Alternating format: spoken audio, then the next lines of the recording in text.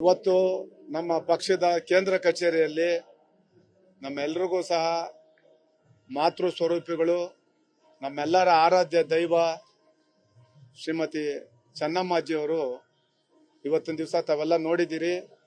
ಅವತ್ತು ಏನು ಅವರು ಶನಿವಾರ ನಮ್ಮನ್ನೆಲ್ಲ ಅಗಲಿ ನಮ್ಮಿಂದ ದೂರ ಆಗಿದ್ದಾರೆ.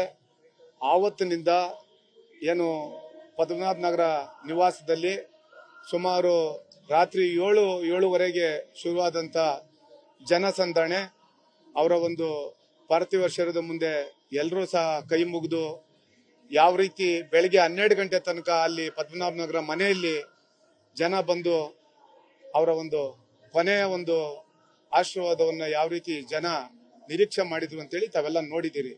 ಅದೇ ರೀತಿ 12 ಗಂಟೆಯಿಂದ ನಾವೇನಿಲ್ಲಿ ಹೊರಟ್ವಿ, ಸುಮಾರು ಸಂಜೆ 6-7 ಗಂಟೆಗೆ ನಾವು ಹಾಸನ ಹೊಳೆನರಸೀಪುರ ತಲುಪಬೇಕು ಅಂತೇಳಿ ನಾವು ತೀರ್ಮಾನ ಮಾಡಿದ್ದಂಥದ್ದು.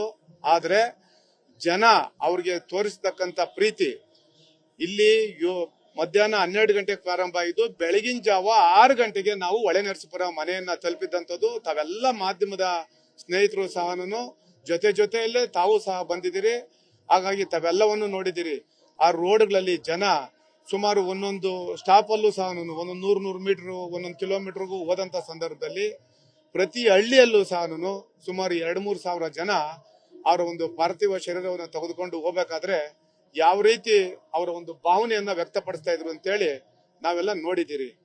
ಆದ್ರೆ ನಾನು ನೋಡಿರ್ತಕ್ಕಂಥದ್ದು ಅಮ್ಮವರು, ನಾನು ತಮ್ಗೆಲ್ಲ ಗೊತ್ತಿದೆ, ನಾನು ವಿಧಾನ ಪರಿಷತ್ಗೆ ಆಯ್ಕೆಯಾದಂತ ಸಂದರ್ಭದಲ್ಲಿ ನಾನೇನಾದ್ರೂ ಇವತ್ತು ಈ ರಾಜ್ಯದಲ್ಲಿ ರಮೇಶ್ ಗೌಡ ಯಾರು ಅಂತ ಗೊತ್ತಾಗ್ಬೇಕಾದ್ರೆ ಏನ್ ಪೂಜ್ಯ ದೇವೇಗೌಡರು ಸಾಹೇಬರು, ಕುಮಾರಣ್ಣ, ರೇವಣ್ಣ ಸಾಹೇಬರು ಯಾವ ರೀತಿ ಕಾರಣಕರ್ತರೋ ಅದರ ಪೂರ್ತಿ ಯಶಸ್ಸು ಸಹ ಅಮ್ಮನವರಿಗೆ ಸಹ ಹೋಗ್ಬೇಕಾಗ್ತದೆ. ಯಾಕಂತಂದ್ರೆ ಅವತ್ತು ನಾನು ವಿಧಾನ ಪರಿಷತ್ಗೆ ಆಯ್ಕೆಯಾದಂತ ಸಂದರ್ಭದಲ್ಲಿ ಅವತ್ತು ಮನೆಯಲ್ಲಿ ಪೌರ್ಣಮಿ, ನಿಮ್ಗೆಲ್ಲ ಗೊತ್ತಿದೆ, ಪ್ರತಿ ಪೌರ್ಣಮಿಗೂ ಸಹ ಸತ್ಯನಾರಾಯಣ ಸ್ವಾಮಿ ಪೂಜೆ ಮಾಡ್ತಾರೆ ಪದ್ಮನಾಭ ನಗರ ನಿವಾಸದಲ್ಲಿ. ಆವತ್ತು ನಾನು ನಾಮಿನೇಷನ್ ಹಾಕಕ್ ಹೋದಂತ ಸಂದರ್ಭದಲ್ಲಿ ನನಗೆ ಕರೆದು ಆ ಸತ್ಯನಾರಾಯಣ ಸ್ವಾಮಿ ಪೂಜೆ ಮಾಡಿದಂತ ಸಂದರ್ಭದಲ್ಲಿ ನನಗೂ ಆಶೀರ್ವಾದ ಮಾಡಿ ನಿನ್ ಒಳ್ಳೇದಾಗ್ತದೆ ಹೋಗು ಅಂತೇಳಿ ವಿಧಾನಸೌಧಕ್ಕೆ ಹೋಗಿ ಅವತ್ತೇನ ನಾಮಿನೇಷನ್ ಆಗದೆ ಅದು ಅವರ ಆಶೀರ್ವಾದದಿಂದ ನಾನು ವಿಧಾನ ಪರಿಷತ್ಗೆ ಆಯ್ಕೆ ಆಗಿರ್ತಕ್ಕಂಥದ್ದು. ನನಗೆ ಆ ಕೃತಜ್ಞತೆ ಸದಾಕಾಲ ಇದೆ.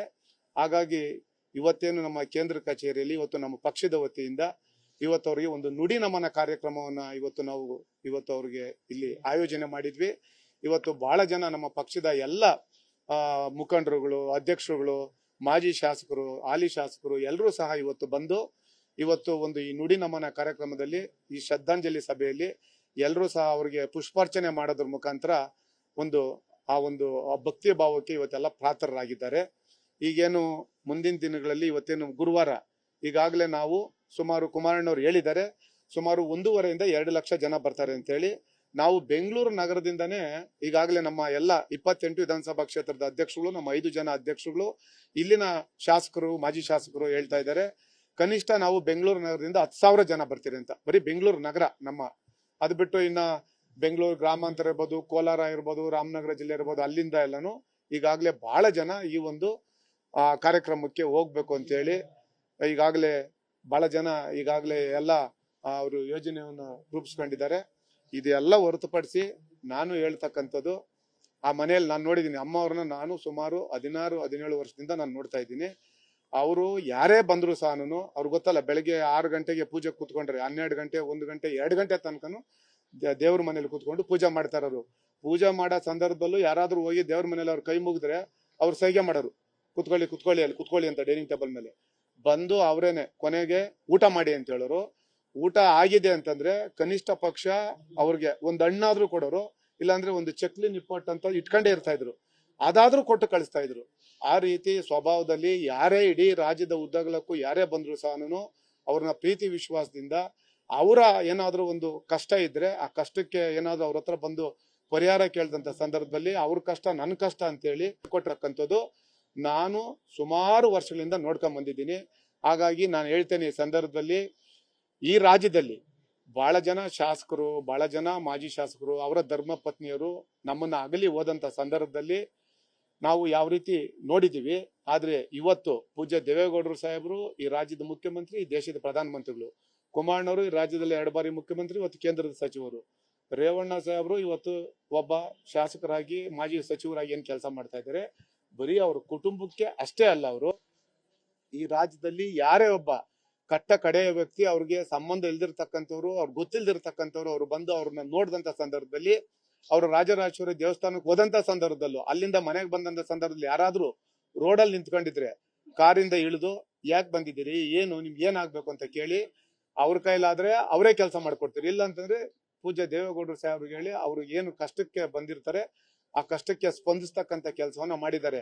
ನಾನು ನೋಡಿರ್ತಕ್ಕಂಥದ್ದು ಈ ರಾಜ್ಯದಲ್ಲಿ ಏನ್ ಹಿಂದೆ ಇಂದಿರಾ ಗಾಂಧಿ ಅವರು ತಿರ್ಕೊಂಡಂತ ಸಂದರ್ಭದಲ್ಲಿ ಅವ್ರಿಗೇನು ನಾವು ಇರ್ಲಿಲ್ಲ, ಬಟ್ ಆದ್ರೆ ನಾವೇನ್ ಸೋಷಿಯಲ್ ಮೀಡಿಯಾದಲ್ಲಿ ನಾವು ನೋಡ್ತಾ ಇದ್ದೀರಿ ಅವತ್ತು ಯಾವ ರೀತಿ ಜನ ಅವ್ರಿಗೆ ಸೇರಿದ್ರು ಅಂತ ಹೇಳಿ. ಅದಾದ ನಂತರ ಒಬ್ರು ಮಹಿಳೆಯರಿಗೆ ಈ ರಾಜ್ಯದಲ್ಲಿ, ಅದು ಪೂಜ್ಯ ದೇವೇಗೌಡರು ಸಾಹೇಬರ ಧರ್ಮಪತ್ನಿ ಅನ್ನೋದಕ್ಕಿಂತ ಮುಂಚೆ ಅವರು ಜನರ ಜೊತೆ ಯಾವ ರೀತಿ ಒಡನಾಟ, ಅವರ ಭಾವನೆಗಳು ಯಾವ ರೀತಿ ಕಷ್ಟಕ್ಕೆ ಸ್ಪಂದನೆ ಮಾಡ್ತಾ ಇದ್ರು, ಅದಕ್ಕೆ ಅವರು ಇವತ್ತು ನಮ್ಮನ್ನ ಅಗಲಿ ಹೋದಂತ ಸಂದರ್ಭದಲ್ಲಿ ಜನ ಅವ್ರ ಮೇಲೆ ಆ ಪ್ರೀತಿ ವಿಶ್ವಾಸ ಆ ಗೌರವವನ್ನ ಅವರು ಇವತ್ತು ನಮ್ಮ ಕಣ್ಣು ಮುಂದೆ ಇಲ್ಲ, ಅವರು ನಮ್ಮ ಕಣ್ಣು ಮರೆಯಾದಂತ ಸಂದರ್ಭದಲ್ಲಿ ಜನ ಆ ಪ್ರೀತಿ ವಿಶ್ವಾಸವನ್ನ ತೋರಿಸಿದ್ದು. ಇನ್ನೊಬ್ರು ಯಾರು ಈ ರಾಜ್ಯದಲ್ಲಿ ಆ ರೀತಿ ಒಬ್ಬ ಹೆಣ್ಮಗಳಿಗೆ ಆ ರೀತಿ ಗೌರವ ಸಿಗುತ್ತೆ ಅಂತ ನಾನು ಭಾವಿಸಿಲ್ಲ. ಯಾಕೆಂತಂದ್ರೆ ಅಷ್ಟು ಜನರ ಪ್ರೀತಿ ವಿಶ್ವಾಸವನ್ನು ಅವರು ಗಳಿಸಿದ್ದಾರೆ. ಈಗ ನೀಟು ನ್ಯೂಸ್ ಫಸ್ಟ್ ನಿರ್ಭೀತಿಯಿಂದ ನಿಮ್ಮ ಪರವಾಗಿ.